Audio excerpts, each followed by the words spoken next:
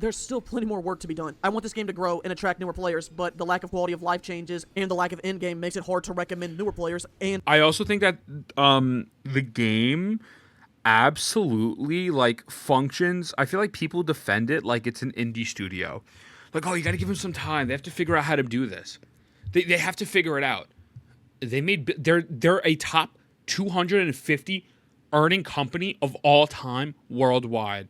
This is not some indie studio that's like in 2019 that made Genshin Impact 3.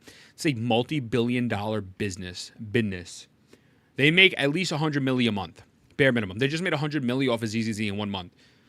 I mean, like, I don't know why people defend it so much and make it seem like that it's impossible for them to make these changes. As a consumer, this is going to sound selfish, but this is the God's honest truth. As a consumer, it is not my problem to figure out how the developers change something. I'm not saying the developers should have inhumane work hours and have, horrible lives and give up their third arm or their children to make a video game. That's not what I'm saying. But as a consumer, why do I care about a developer's time period 4 years after and the game is still ass? How do you want loyalty from a consumer if you don't listen? It's not my job to, well, how can you figure out how to code the Abyss to make a new floor or make an endless game mode?